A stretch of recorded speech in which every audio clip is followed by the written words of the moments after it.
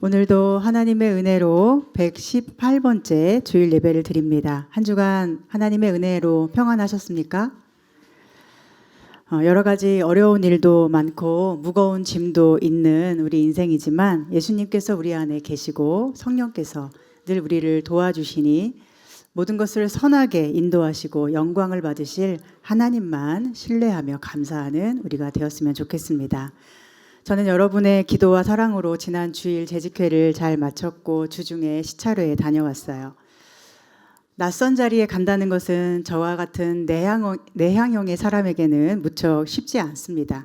마치 어린아이가 초등학교에 입학할 때의 그 심정과 같다고 할까요? 함께 갈 친구도 없고 아는 사람도 한 명도 없고 학교는 담임선생님이라도 있고 자리라도 있는데 그런 게 전혀 없으니까. 그러나 성령께서 함께 가주셔서 잘 마치고 돌아왔고 여러분의 기도 덕분에 은혜 가운데 모든 일이 잘 진행되리라고 믿습니다. 이제 서류를 접수했으니 노예 관련하여 2번 정도 더 다녀오게 되고 드디어 가을부터는 우리 교회도 소속된 노예가 생길 것 같습니다. 지난 2년 동안 참 힘들었던 우리 교회 상황에서도 전혀 어려워하는 내색하지 않으시고 여기까지 제 곁에서 저와 함께 하나님 나라를 이루어 오신 우리 로고스 가족 사랑하는 여러분에게 깊은 감사를 드립니다. 또한 우리 교회가 아가처럼 연약한 존재인 그 모습을 있는 그대로 사랑하고 이곳에 임하신 하나님 나라를 어떻게든 지켜내기 위해서 시간과 물질을 들이며 애써주신 보이지 않는 여러 귀한 손길들로 인해서도 하나님께 감사를 드립니다. 앞으로도 많은 것이 어려울 것이고 우리가 나아가는 길이 대로처럼 확정된 길이 아니겠지만 함께 믿음의 길을 선택하고 나아갈 때 지금까지처럼 성령께서 친히 지도해 주시고 붙들어 주시고 위로해 주시고 사랑해 주실 것을 믿습니다. 어떤 분과 개척교회에 대한 이야기를 나누다가 이런 이야기를 했어요. 교회를 선택하는 것이, 성도가 교회를 선택하는 것이 마치 우리가 지하철에 타는 것과 비슷하다는 거예요. 지하철에 탔는데 사람들이 다 자리에 앉아 있고 서 있는 사람은 별로 없어요. 그런데 그때 저기에 딱 한 자리가 있는데 하필이면 그 자리가 덩치가 큰 2사람이 다리를 쫙 벌리고 있어서 겨우 낑겨서 타야만 앉을 수 있어요. 그런데 그게 바로 개척교회와 같다는 거예요. 다리가 너무 아파서 자리를 찾아서 앉아야 되는데 거기 앉으면 양 옆에 사람이 주는 모든 부담을 감수해야 되는 거예요. 우리 교회도 이렇게 좁은 공간에서 서로를 아주 가까이 봐야 하니까 자신을 전혀 감출 수가 없고 어디 숨어 있을 때도 없고 있는 그대로가 드러납니다. 그러니 얼마나 힘들겠어요. 여러분 힘드시죠? 그래서 그다지 자리에 앉을 필요를 못 느끼는 사람, 그냥 아직 힘이 있어서 서서 가도 되는 사람은 그냥 서 있는다는 거예요.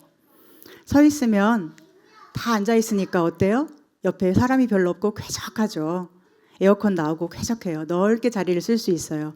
조금 다리가 아플 뿐이에요. 힘들 뿐이에요. 그래서 사람들이 다 큰 교회를 찾고 그곳에서 사람들과 부대끼지 않고 불편감 느끼지 않고 신앙생활을 하려고 한다는 것입니다. 그 일을 생각해 보니까 저는 여러분이 더 감사하더라고요. 우리 교회가 비록 여러모로 불편하고 힘들 수 있지만 가장 중요한 것, 자리에 앉아서 가는 기쁨, 또 본향을 찾아 본향을 향해 가는 기쁨은 충만했으면 좋겠습니다. 서로를 가까이서 봐야 되고 주일 예배까지 아이들을 챙겨야 하는 번거로움과 어려움이 있겠지만 그럼에도 불구하고 우리 로고스 교회를 선택하여 주님의 부르심에 믿음으로 반응하고 하나님께 나아가는 여러분에게 우리 하나님의 특별한 위로와 평강이 있기를 기도하고 축복합니다. 오늘은 하나님의 나라에 대한 말씀을 나누려고 합니다. 눈은 지금처럼 저를 잘 봐주시고 귀는 하나님 말씀의 주파수를 맞추셔서 은혜가 충만하기를 바랍니다. 우리 교회를 생각할 때마다 저는 늘 하나님의 나라를 떠올리게 됩니다. 하나님의 나라는 어떤 곳인가요? 여러분도 예수님을 믿고 신앙생활하는 이유가 하나님의 나라 때문이잖아요. 하나님의 나라에 가기 위해서, 그 나라를 누리기 위해서죠. 우리 교회가 하나님의 나라가 되면 좋겠다는 소망을 늘 가지고 있습니다. 그런데 하나님의 나라는 어떻습니까? 아픔도 없고 슬픔도 없고 미움도 없고 원망도 없고 부족함도 없고 돈 걱정도 없고 싸움도 없고 고민도 없는 나라 아닙니까? 그저 기쁘고 행복한 나라, 하나님이 계신 나라, 그래서 하나님을 예배하고 찬양하는 나라, 기쁨이 넘치는 나라, 사랑이 넘치는 나라, 그런 하나님의 나라가 우리 교회가 되기를 늘 간절히 기도합니다. 하나님의 나라가 너무도 간절히 보고 싶은 거예요. 그런데 실제로 어떻습니까? 여러분은 하나님 나라를 보면서 살아갑니까? 방금 야 하는 소리, 하나님 나라에서 이런 소리가 들릴까요? 하나님의 나라는 보고 싶은데 보이지 않는 거예요. 아까 지하철 이야기처럼 의자에 앉아서 쾌적하게 시원하게 넓게 가고 싶은데 실제로는 좁아서 힘들거나 넓은데 다리가 아파요. 또는 서서 가는데 10,000원 지하철이 되어서 따닥따닥 붙어서 땀 냄새에 절어서 가야 할 수도 있어요. 서로의 안 좋은 모습을 그대로 느끼면서 가야 하는 것 말입니다. 교회들마저 이렇다 보니 이 세상에서 하나님 나라를 찾는다는 것은 가능할까 생각하게 됩니다. 교회에도 직장에도 가정에도 완전한 하나님의 나라는 없습니다. 오늘 말씀에 보면 바리새인들이 예수님께 이렇게 질문해요. 하나님의 나라가 어느 때에 임합니까? 왜 이런 질문을 했을까요? 예수님이 공생애를 시작하실 때 하나님 나라가 가까이 왔으니 회개하고 복음을 믿으라 하셨어요. 그리고 많은 귀신을 쫓아내시면서도 하나님의 나라가 이미 여기에 임하였다 하셨어요. 그런데 바리새인들이 보기에는 아직 유대 땅이 하나님 나라가 아닌 거예요. 하나님의 나라라면 아픔도 걱정도 없고 박해와 핍박도 없어야 하는데 그들은 여전히 로마 제국의 지배 아래 속국으로 살면서 아픔과 걱정과 근심과 두려움이 있어요. 하나님의 선택받은 백성으로 살아야 하는데 약속함으로 주셨던 그 땅을 잃어버리고 다시 그 땅을 되찾지 못하고 있어요. 그러니 묻습니다. 도대체 하나님의 나라가 언제 임하는 것이냐고. 도대체 언제 나라를 되찾을 수 있고 속국이 아닌 이전에 그 당당한 선민의 모습으로 살 수 있느냐고. 언제 다윗 왕국의 그 평안한 시대를 우리가 누릴 수 있느냐고. 그런데 바리새인들은 어떤 사람입니까? 그들은 하나님을 믿는 사람들이었고 경건한 유대인이에요. 그들이 바라는 것은 무엇이었냐면 하나님 나라를 되찾는 것이었어요. 로마에 뺏긴 땅을 되찾아서 하나님 나라의 영광을 회복하는 것을 원했어요. 그들은 예수님이 오시기 전에는 나라를 위해서 목숨 바쳐 싸우던 사람들이에요.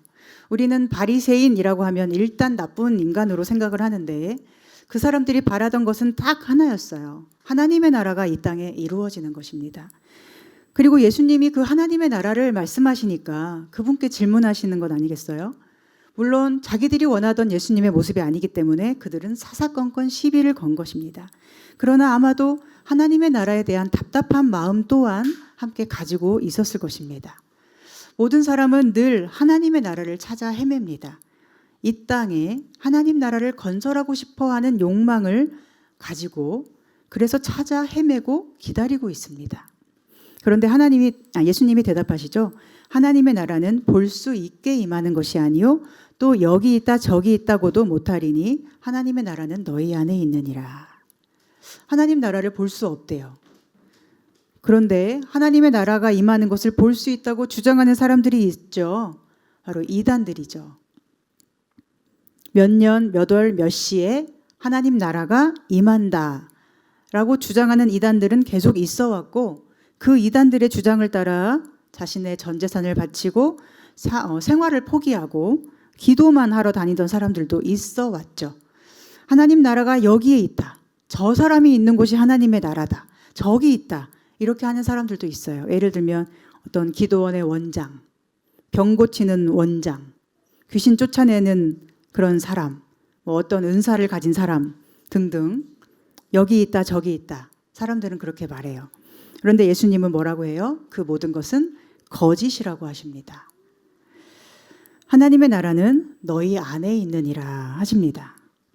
그러면서 22절에 보면 인자의 날 하루에 대해서 말씀하세요. 그 인자의 날 하루를 보고 싶어도 볼 수 없다고 하세요. 그리고 23절은 또다시 21절을 반복하죠. 여기 있다 저기 있다 해도 믿지 말고 가지 말고 따르지 말라고. 여기서 하나님의 나라와 인자의 날 하루, 이것은 같은 표현으로 보는 게 이해하기에 조금 쉽습니다. 하나님의 나라는 누가 계신 나라죠? 하나님이 계신 나라. 누가 통치하죠? 하나님이 통치합니다. 그리고 인자의 날 하루는 인자이신 예수님께서 십자가의 죽으심으로 모든 마귀의 권세를 깨뜨리고 다시 재림하셔서 이 땅에 하나님 나라를 세우는 시간이에요. 그러니까 이 두 가지는 같은 것을 의미해요. 그런데 너희가 인자의 날 하루를 보고자 하되 보지 못한다 하신 것은 무슨 뜻이냐면 예수님이 재림하시는 날이 언제인지를 알 수 있는 사람은 아무도 없다는 뜻입니다. 24절에 보면 번개가 하늘 아래 이쪽에서 번쩍이어 하늘 아래 저쪽까지 비침같이 인자도 자기 날에 그러하리라 하시는데 이것은 무슨 뜻이에요? 번개가 칠 때 불이 번쩍거리면서 모든 사람이 그걸 볼 수 있지만 그게 어떤 식으로 이루어지는지 언제 번개가 칠지는 아무도 모르죠. 그런데 분명한 것은 모든 사람이 그것을 볼 수 있다는 거예요. 그와 마찬가지로 예수님의 재림도 언제일지 아무도 모르는데 반드시 있을 것이고 모든 사람이 모든 영혼이 그분의 재림과 그분의 심판을 공개적으로 볼 수밖에 없다는 것입니다. 그날에는 죽은 자도 일어나고 부활에 나아가는 자와 심판과 멸망에 나아가는 자가 구분된다고 성경에 기록되어 예수님을 믿고 죽은 자는 그날에 부활하여 영원한 생명으로 기뻐하게 되고 예수님을 믿지 않고 부인한 자는 그날의 심판대 앞에서 예수님이 그를 모르신다 하시며 그래서 심판받고 멸망으로 가는 것이죠. 그리고 뒤에 보면 노아의 방주 이야기와 롯의 아내 이야기를 예수님이 들려주세요. 이 이야기들의 핵심은 뭘까요? 인자가 임하는 날에 세상은 구원받는 자와 심판받는 자, 이 두 가지 모습으로 나타난다는 것입니다. 노아 시대에 이 세상의 것들을 따르고 이 세상 것들을 좋아하던 사람들이 어떻게 됐나요? 심판의 날에 다 물에 잠겨 죽죠. 또 소돔 땅이 멸망할 때 그 땅에 있었던 롯의 아내는 세상 것을 사랑하여 뒤돌아보다가 소금 기둥이 되어 죽었습니다. 주님이 오시는 마지막 날에도 이런 일이 일어난다고 하십니다. 뭐죠? 다 세상 것을 사랑하여 세상의 마음을 두고 이 땅에서 뭔가 이루기만을 원하고 욕심을 향해 달려가던 사람들에게는 그 마지막이 갑자기 번개처럼 임한다는 것입니다. 34절에 보면 둘이 함께 자다가 한 사람은 데려감을 당하고 한 사람은 버려둠을 당한다. 누구예요? 같이 사는 사람, 가족, 부부 이야기입니다. 부부 간에도 구원받는 자가 있고 심판받는 자가 있다는 거죠. 두 여자가 맷돌을 가는데 한 여자는 데려감을 당하고 한 여자는 버려둠을 당한다. 누구예요? 함께 일하는 사람. 우리로 말하면 직장 동료일 수 있고요. 이웃일 수 있고요. 그 두 여자가 친구든지 아니면 시어머니와 며느리든지 엄마와 딸이든지 둘 사이에도 함께 있다가도 구원과 심판이 갑자기 갈라진다는 거예요. 그리고 그것을 우리 모두가 공개적으로 알게 된다는 것입니다. 그렇다면 그날이 언제일지 우리는 알 수가 없는데 그날은 반드시 있다는 것은 어떻게 하라는 거예요? 그날을 준비하라는 거죠. 그날을 어떻게 준비해야 되겠습니까? 우리는 예수님의 대답에서 핵심을 찾을 수 있어요. 하나님의 나라는 너희 안에 있느니라. 이 너희 안에라는 단어는 두 가지 해석이 가능합니다. 너희 안, 너희 속에, 그리고 너희들 가운데, 너희 사이에. 그러니까 하나님 나라는 내 안에, 내 마음에, 내 영혼에, 내 삶에 임하기도 하고 또 저와 여러분 사이에 또 가정에서 부부 사이에 직장에서 직원 사이에 임하기도 한다는 거예요. 그런데 하나님 나라는 어떤 나라예요? 하나님이 주인이시고 통치하시는 나라죠. 즉 예수님의 이 말씀을 정리해 보면 내 안에 하나님이 주인 되시고 나를 하나님이 통치하시는 그 하나님 나라가 이루어지면 그런 나와 그런 너가 만날 때 우리가 하나님 나라가 된다는 것이죠. 그런데 아까도 말씀을 나누었지만 하나님 나라는 보이지 않습니다. 가정에서 하나님이 통치하시는 나라의 화평과 기쁨과 사랑과 행복을 맛보고 싶은데 잘 보이지 않을 때가 많을 거예요. 심지어 교회에서조차도 이곳에 오면 그저 평안하고 기쁘고 행복하기만 하면 좋겠는데 그렇지 않음을 느낄 때도 있을 거예요. 예를 들면 교회를 생각하면 마음에 뭔가 부담감이 있고 내가 뭔가를 해야 될 것만 같고 저 같은 경우도 매달 다음 달을 생각하면 늘 머리가 아프고 속이 답답해지고 그런 경우가 있어요. 성도가 성도를 만날 때에도 이 성도님을 만나면 내 마음이 놓이고 평안해지고 이분이 나를 있는 그대로 받아주니까 아무런 거절감이나 두려움 없이 나를 오픈하고 싶은데 그러지 못한 경우도 많을 거라고 생각합니다. 그래서 살아간다는 게 참 힘들죠. 하나님 나라라면 힘들지 않을 텐데요. 그렇다면 우리는 어떻게 해야 할까요? 예수님은 하나님의 나라가 너희 안에 있다 하십니다. 바리새인들은 하나님 나라를 눈에 보이도록 찾아 헤매는 사람들이었고, 그래서 하나님 나라의 통치자이신 예수님이 와 계신데도 하나님 나라가 언제 임합니까? 이렇게 묻는 사람들이었어요. 그렇다면 오늘 우리도 어떻습니까? 우리는 어떻게 하면 하나님 나라가 내 안에, 우리 사이사이에 있다는 것을 알 수 있을까요? 어떻게 하면 하나님의 나라의 평화와 사랑과 기쁨과 행복을 우리가 누릴 수 있을까요? 정답은 여러분도 아시겠지만 간단합니다. 나의 마음이 하나님의 나라가 되면 되죠. 내 마음이 예수님만을 주인으로 삼고 섬기고 사랑하고 있으면 됩니다. 하나님의 나라를 외부에서 찾으려고 하면 우리는 절대로 찾지 못합니다.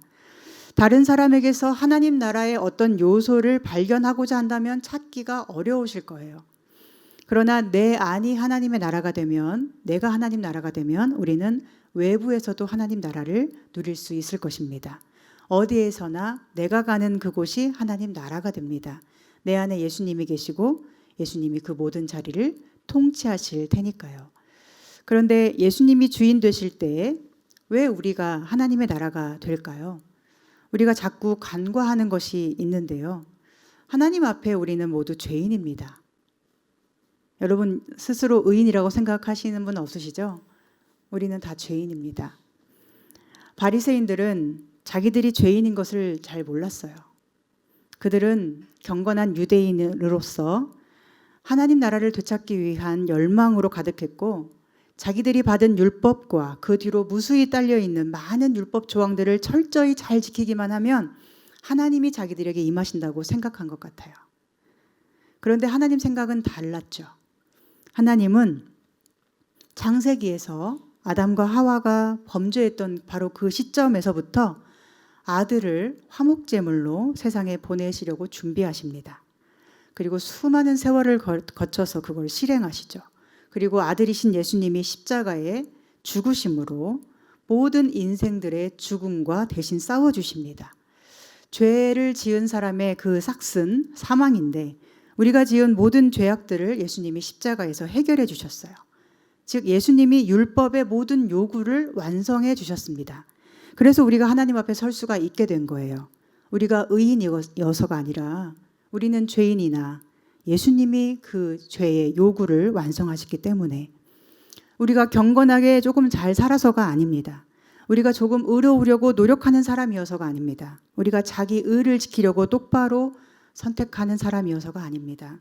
우리는 오직 예수님의 보혈의 공로로만 하나님 앞에 설 수 있습니다. 하나님께서 그것을 계획하셨습니다. 그래서 우리가 예수님의 보혈의 은혜를 믿으면 그 믿음으로 하나님의 자녀가 되는 거죠. 하나님 기뻐하시는 자녀, 또 사랑하시는 자녀, 예수님처럼 모든 시험 이기고 죽음조차 이길 수 있는 권세를 가진 자녀.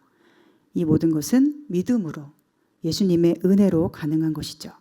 특별히 예수님의 보혈의 공로가 우리에게 주는 혜택이 있습니다. 그 혜택이 뭐냐면 바로 내가 하나님과 하나 되고 연합될 수 있다는 것입니다. 이것이 하나님의 나라죠. 내가 하나님과 하나 되고 연합된다는 것의 의미는 무엇입니까? 하나님 나라의 기쁨으로 내가 충만해진다는 뜻입니다. 내가 하나님 나라가 되니까 내 안에는 당연히 하나님의 기쁨이 충만할 수밖에 없죠. 이집트 신화에 이런 내용이 있다고 해요. 죽어서 신 앞에 가면 신이 두 가지를 질문한다고. 하나는 너의 생은 너에게 기쁨이었니? 또 하나는 너의 생은 다른 사람들에게 기쁨이었니? 여러분은 뭐라고 대답할 수 있겠어요? 우리 현실을 보면 별로 기뻐할 일이 없게 보이죠. 내가 나를 봐도 나 자신을 별로 기뻐하는 것 같지도 않고, 내 삶이 다른 사람에게 뭐 그리 큰 기쁨을 주지도 못한다고 생각될 것입니다. 그러면 우리는 이집트 신화에 따른다면 다 지옥에 가야 됩니까? 힘들게 사는 것도 억울한데 기뻐하지 못했다는 것만으로 지옥에 가면 얼마나 억울하고 부당한 일이에요. 그런데 다행히 감사하게도 하나님은 그러지 않으세요. 하나님은 우리가 기쁨으로 살지 못했으니 너는 구원 못 받고 버림받아 이렇게 하시는 분이 아닙니다. 또한 우리가 다른 사람에게 기쁨을 주지 못하는 사람이었으니 쓸데없는 사람이라고 그렇게 정죄하지도 않으십니다. 다만 하나님께서 바라시는 것은 하나예요. 우리가 하나님의 사랑을 받는 우리가 하나님의 형상을 입어 창조된 우리가 그분의 사랑 안에서 기뻐하며 행복해하는 것. 예수님의 십자가의 고통과 죽음을 통해서 그 고귀한 생명을 받게 된 우리가 예수님의 그 사랑과 은혜로 인해서 어떤 상황에도 흔들림이 없는 기쁨을 누리고 하나님과 연합이 되어서 살아가는 행복을 누리는 것, 그것을 원하십니다. 즉 하나님은 우리에게 기뻐하라 부담 주시는 분이 아니고요, 다른 사람을 기쁘게 해라 숙제를 주시는 분이 아닙니다. 항상 기뻐하라, 쉬지 말고 기도하라, 범사에 감사하라. 이 말씀도 이것을 짐이나 숙제로 주시는 게 아니에요. 하나님은 다만 우리를 사랑하시기 때문에 우리가 기뻐하기를 원하시는 것이죠. 우리가 그분의 자녀이기 때문에 우리가 기쁠 수 있기를 바라시는 거예요. 그런데 무엇으로 기쁘겠습니까? 상황과 현실을 보면 나는 기뻐할 수가 없어 라고 낙담되기가 쉽지 않습니까? 저도 교회 상황 생각해 보면 마냥 해맑게 헤헤거리며 웃으며 다닐 수 없는 형편인 걸 여러분이 아실 거예요. 늘 위기를 겪어나가고 있고 몸도 아파서 수술한 지 이제 1년이 거의 돼가고 있고 간절히 기다리는 교회 부흥은 하나도 예측할 수 없습니다. 여러분 아이들을 양육하실 때 아이가 영문도 없이 막 울고 뗐을 때, 아이를 돌보느라 내 몸 하나 제대로 돌보지 못할 때, 주일에 교회 왔는데 할 일만 쌓여 있는 것 같을 때 여러분도 기뻐할 수 있습니까? 그러니 기쁨, 기뻐하라 이런 단어가 어쩌면 부담이 될 수 있는 형편인 것을 우리는 솔직히 인정해야 합니다. 그러나 그럼에도 불구하고 이 기쁨은 결코 숙제가 아니고 우리를 사랑하신 하나님의 마음임을 우리는 또한 기억해야 할 것입니다. 그렇다면 우리는 어떻게 기쁨을 찾을 수 있습니까? 심리학적으로, 인문학적으로 사람들이 많이 말하는 것처럼 하면 됩니까? 어디서 작은 행복을 찾으면 됩니까? 아니면 어떤 불행한 일을 당한 사람을 보면서 나는 저러지 않아서 다행이다 이렇게 마음의 위안을 삼으면 됩니까? 아니면 옆에 있는 사람이 나를 웃겨주는 유머러스한 사람이면 됩니까? 그런데 옆에 있는 사람이 유머러스하지 않은 사람이면, 오히려 그 사람이 상처로 나를 찌르는 사람이면 우리는 기쁠 수 없는 것입니까? 어떻습니까? 기쁨이라는 것은 세상의 어떠한 조건에서 찾는 것이 아니라는 것을 우리는 가장 먼저 기억해야 합니다. 우리의 마음이라는 것은 아주 쉽게 오염이 되는 것입니다. 기쁨이라는 것이 정말 있기는 한 것인지 모르겠다 싶을 때도 있지만, 조금 웃고 기쁜 것 같았는데 어떤 상황이 안 좋은 쪽으로 가면 금세 사라져버리는 것이 또한 그 감정이기도 하죠. 기쁨이라고 생각을 했는데 순식간에 사라져버리거나 어떤 조건에 영향을 받는다면 이건 기쁨이라고 할 수가 없죠. 하나님이 우리에게 주시는 기쁨이 아닙니다. 느헤미야서에 보면 성전, 성벽을 정말 힘들게 보수하고 건축한 후에 느헤미야가 백성들과 함께 하나님을 예배하면서 이런 말을 하죠. 여호와를 기뻐하는 것이 너희의 힘이니라. 여호와를 기뻐하는 것만이 우리의 참 기쁨이라는 거예요. 삶의 조건이 달라져도 이 기쁨은 변하지 않는 것입니다. 그 기쁨으로 우리가 흔들리지 않는 하나님의 나라를 누리기를 하나님은 원하십니다. 그런데 이 기쁨의 핵심은 바로 우리의 죄가 용서받는 기쁨이에요. 하나님과 하나 되는 기쁨이에요.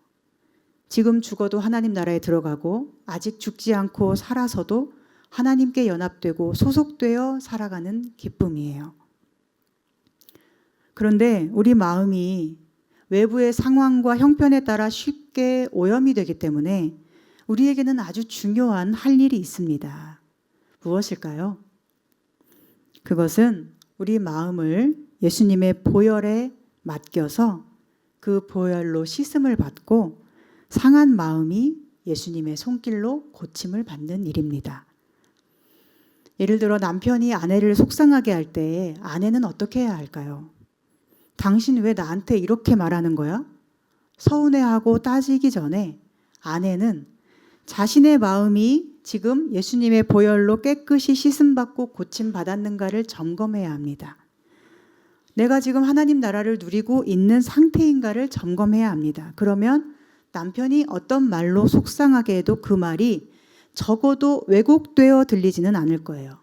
웬만한 문제 앞에서는 조금은 너그러울 수 있습니다. 왜냐하면 하나님의 임재로 그 마음이 넓은 나라가 되어 있기 때문이죠. 그러나 보혈에 씻음받지 못한 마음, 그래서 상한 마음 그대로일 때는 어떻죠? 남편이 말 한마디만 해도 그 말이 그렇게 서운할 수가 없죠. 나를 무시하는 말, 나를 외면하는 말로 들리기도 할 것입니다. 그렇게 하나님 나라로 세워지지 못한 사람 둘이서 만나면 그곳은 그 자체가 지옥이 됩니다. 그래서 서로를 죽이죠. 그러나 서로가 하나님 나라로 세워진 둘이서 만나면 그곳은 그 자체로 천국이고 그 사람은 혼자 서 있어도 천국을 누리고 있는 것이죠. 세례 요한은 이렇게 선포합니다. 회개하라. 주의 오실 길을 예비하라. 하나님 나라를 누리기 위해서, 즉 용서받기 위해서 우리에게 유일하게 필요한 것이 바로 이것이죠. 회개하는 것. 그 회개로 주님이 오시는 길을 예비하는 것. 주님이 내 안에 들어와서 나의 주인이 되시고 내 모든 것을 통치해 주시기를 기대하며 기도하는 것이 회개예요. 회개한다는 건 어떤 의미입니까? 우리는 자꾸 회개를 아주 쉽게 생각해요. 이거 잘못했으니까 용서해 주세요. 이게 회개입니까? 이게 회개라면 우리는 다 계속 죄인일 수밖에 없어요. 왜냐하면 내가 알지 못하는 죄도 많을 테니까요. 그리고 때로는 의도치 않았지만 남에게 상처 줄 수도 있고요. 그 영혼을 죽일 수 있고요. 또는 나의 존재 자체가 누군가에게 상처가 될 수 있거든요. 회개한다는 것은 무엇입니까? 회개한다는 것은 자신을 안다는 의미입니다. 어떤 자신을 알아요? 아무것도 아닌 자신을 아는 거예요. 누구의 엄마, 누구 아빠, 누구 아내, 누구 남편, 누구 자식, 어떤 직장을 가진, 직장에 다니는 나, 이런 내가 아니라 그 모든 것이 사라질 때 아무것도 아닌 나를 아는 것이 회개예요. 하나님의 분명하게 임할 그 심판대 앞에서 아무도 내 곁에 있어줄 수 없이 나 혼자 서 있어야 하는 그 비참한 처지에 나를 아는 것이 참된 회개입니다. 그런 회개를 하는 사람은 뭘 원할까요? 가장 원하는 게 뭐가 될까요?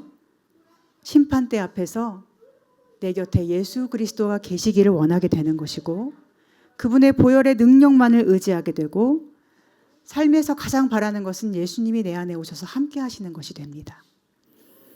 우리를 둘러싸고 있는 모든 조건이 다 사라질 때 아무것도 아닌 나를 알고 텅 비어버리는 나를 알고 그곳에 오직 주님께서 임하여 주시기를 간구해야 합니다.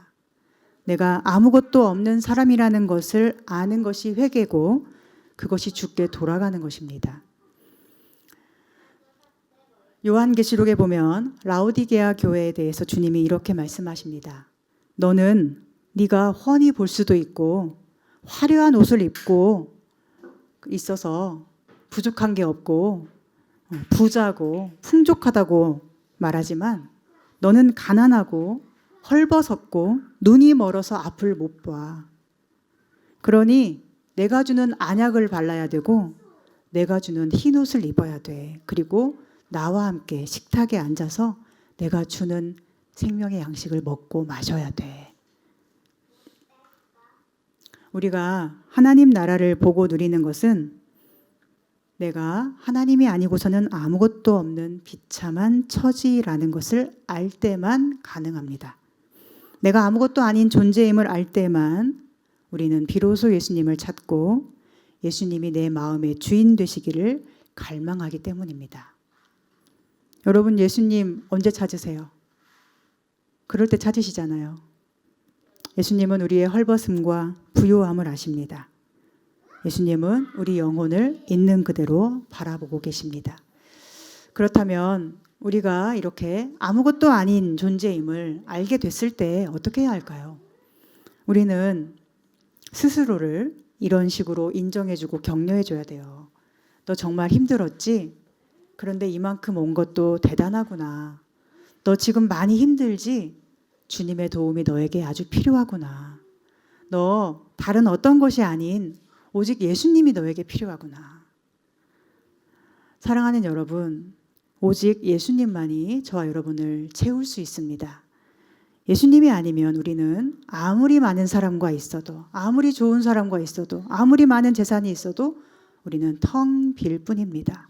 그런데 이것을 모르고 사니까 우리는 자꾸 상황을 보고 다른 사람에게 어떤 불만을 품게 되고 자꾸 세상을 원망하게 되는 거예요. 당신이 어떻게 나한테 이렇게 말할 수 있어? 대체 나한테 왜 이러는 거야? 이 세상이 나한테 왜 이러는 거야? 이렇게 자꾸 말하는 거예요. 세상의 조건은 언제든 변합니다. 있다가도 없고요. 없다가도 있을 거예요. 사랑하는 사람들도 여러분 곁에서 언제든 떠나갈 수 있고 또 언젠가 그가 여러분에게 어떤 짐이 될 수도 있고요. 또 여러분이 그들에게 짐이 될 수도 있어요. 우리가 이 세상에서 언제든 떠날 수 있습니다. 그 모든 변화의 순간마다 우리 마음의 기쁨은 사라지고 마음이 풍랑처럼 출렁이고 배가 뒤집어지듯이 속이 뒤집어질 거예요. 성도란 누구일까요? 성도는 어떤 사람입니까? 성도란 오직 예수님으로 가득 채워져서 다른 모든 게 다 사라져도 기뻐할 수 있는 존재입니다. 여러분 이것을 기억하시기 바랍니다. 예수님으로 채워져서 다른 모든 것을 잃어도 기뻐할 수 있는 사람이 성도입니다. 다른 것들은 그 어떤 것도 나에게 참된 기쁨을 줄 수 없다는 것을 아는 존재가 성도예요. 예수님만 나의 기쁨이심을 아는 존재입니다. 내가 그 기쁨으로 가득 차야만 다른 사람을 기쁨으로 채워줄 수 있겠죠. 우리가 복음을 전한다고 하잖아요. 교회가 존재하는 목적은 복음 전파잖아요. 성도의 존재 목적도 복음 전파잖아요. 복음은 기쁜 소식이잖아요. 기쁨이잖아요. 복음을 전한다는 게 뭐예요? 내가 이 기쁨으로 충만해져서 하나님의 나라로서 존재하면서 다른 사람에게 하나님 나라의 기쁨이 저절로 흘러가게 하는 것이죠. 나에게 복음이 아닌데 어떻게 남에게 복음이라고 하겠습니까? 나에게 예수님이 기쁨이 되지 못하는데 어떻게 남에게 예수님을 전할 수 있습니까? 내가 예수님만으로 기뻐하지 못하면서 어떻게 복음을 전하겠다는 것입니까? 남편이 짜증나게 하는데 어떻게 기뻐합니까? 예수님 내 안에 계시니까. 칭얼대는 사람, 자랑질하는 사람, 교만한 사람 우리가 어떻게 온유하고 겸손하게 품어낼 수 있습니까? 예수님 내 안에 계시니까. 그 어떤 사람도 어떤 상황과 조건도 우리를 짜증나게 할 능력이 없습니다. 돈 문제도 마찬가지고 질병 문제도 마찬가지예요. 그것들은 우리를 짜증나게 할 능력이 없어요. 우리 예수님이 그 모든 것보다 강하시니까요. 우리에게 주어지는 하루하루가 버겁고 두렵고 힘겹더라도 그 빈 마음 주님이 가득 채우심으로 풍성해지고 늘 기쁨으로 사시기를 바랍니다. 누가 어떻게 해서 변하는 마음 말고요. 누가 어떻게 하니까 신경질 나는 마음 말고 나 자신에게 먼저 내가 따뜻하게 대해주면서 다른 사람에게도 따뜻함으로 흘러갔으면 좋겠습니다. 오늘 교회의 쉽지 않은 형편 속에서도 우리는 어떻게 복음을 전할 수 있을까요? 예수님이 우리 안에 거하시고 계신다는 것이 정말로 기쁠 때, 우리는 예수님으로 충분함을 누릴 때, 이것이 우리에게 진짜 기쁜 소식이 될 때, 참 복음이 될 때 우리 교회는 세상에 복음을 전할 수 있죠. 오늘 그 기쁨으로 예배하고 찬양하고 헌신하는 교회 되길 바랍니다. 한 주 한 주가 정말 소중하게 주어지는 예배 시간이라는 것을 우리 모두가 기억했으면 좋겠습니다. 목회자인 저도 늘 사망 권세와 싸워 힘겹게 이기고 있고 여러분도 그러실 거라고 생각해요. 그러나 사망 권세와 싸워서 피투성이가 될지라도 하나님이 통치하시는 나라의 기쁨을 잃지 않으시기를 소망합니다. 예수님 말씀하십니다. 하나님 나라는 너희 안에 있느니라. 그리고 하나님은 여러분을 사랑하십니다. 어떤 상황도 흔들 수 없는 기쁨과 평안으로 복음을 전하는 통로가 되어서 예수님이 다시 오시는 그 마지막 날까지 스스로가 기쁘고 또 서로 기쁘게 하는 하나님의 사람으로 승리할 수 있기를 간절히 소망하고 축복합니다. 기도하겠습니다. 하나님, 저희가 부족하고 죄인일지라도 예수님의 보혈로 씻으시고 사랑하여 주시니 감사드립니다. 오늘 이 큰 사랑 기억하며 주님 주시는 참된 평안과 기쁨을 누립니다. 이 기쁨이 우리 안에 충만하여 하나님의 나라로 서게 하시고 우리 교회와 가정에도 충만하여 하나님의 나라를 선물하는 성도가 되게 해주시옵소서. 삶이 힘겹고 어려울지라도 예수님만으로 충분하고 충만하여 흔들리지 않는 기쁨으로 하나님 앞에 나아가게 하여 주시옵소서. 예수님의 이름으로 기도합니다. 아멘.